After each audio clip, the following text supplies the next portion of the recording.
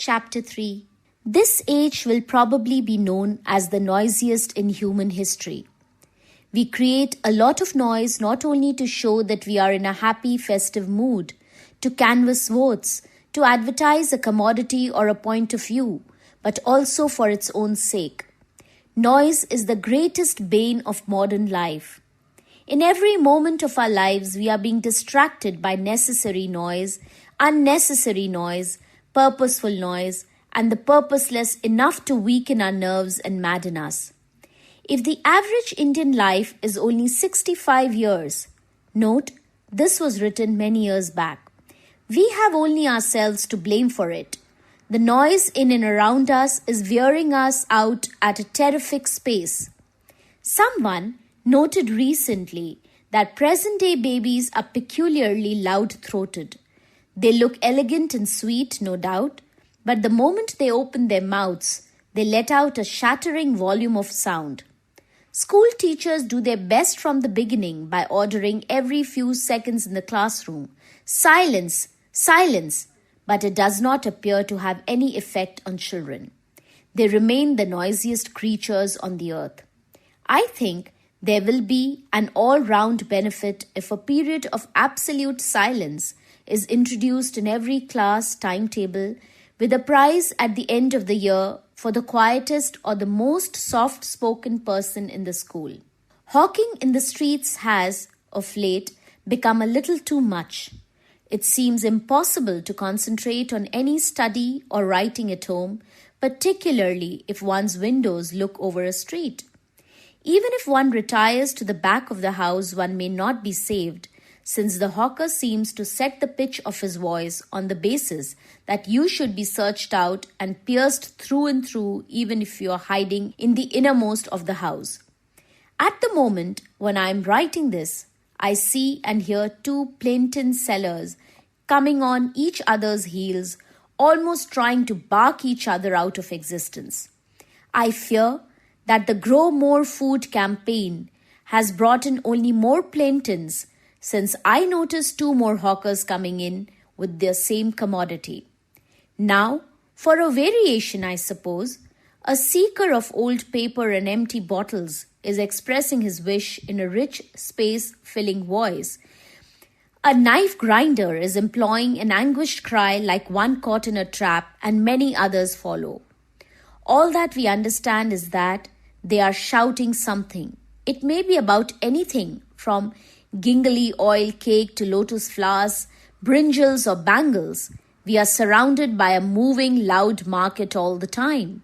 I have a dread of living next to a man owning a motorcycle. When this motorcyclist starts out, the agitation he creates lasts half an hour, even after the machine itself has gone out of sight.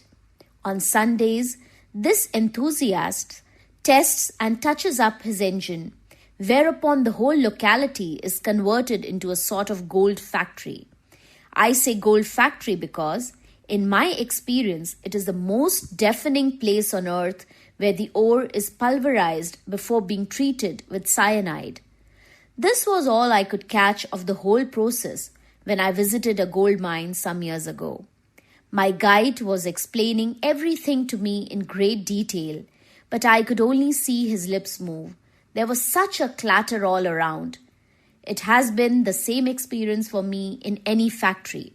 I have often been taken around many types of factories, but as my guides move their lips, I give up all attempts at knowing how cotton or silk is converted into yarn and fabric. The noise of machinery is always at a higher pitch than the voice of the guide, a fact that is generally overlooked by those who take people around factories.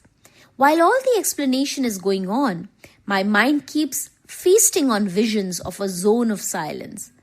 I abandoned a very comfortable house once because of a neighbor who switched on his radio every morning at 5, long before even the gates were unlocked in any radio station. The result of such an early switching on was that the radio kept up a sort of humming, a most harassing accompaniment, unbroken like the humming of 1,000 bees. I fear that this simile may mislead my readers by its poetic association. But far from it, this humming was like the skewering of one's brain by many instruments of torture, something like a pneumatic drill operating at one's temples. Why my neighbor should have queued up so early in the day in order to receive a radio program was a thing I could never understand. Its only effect was to make me get up early, since I did not like to lie in bed wallowing in uncharitable neighborly thoughts the first thing in the day. Moreover, I was not without hope, since a friend who knew all about radios told me that my neighbor's habit of switching on the radio when the transmitter was still cold was the way of destroying the valve, if not the radio itself. But nothing occurred along those happy lines, and I had to move on. I sometimes feel that God, who constructed the human body with so much forethought, seems to have become weary when he came to the ears, and left them as the most vulnerable portion of the human body. The result is that we spend all our hours longing for something that we cannot attain, namely silence. Chapter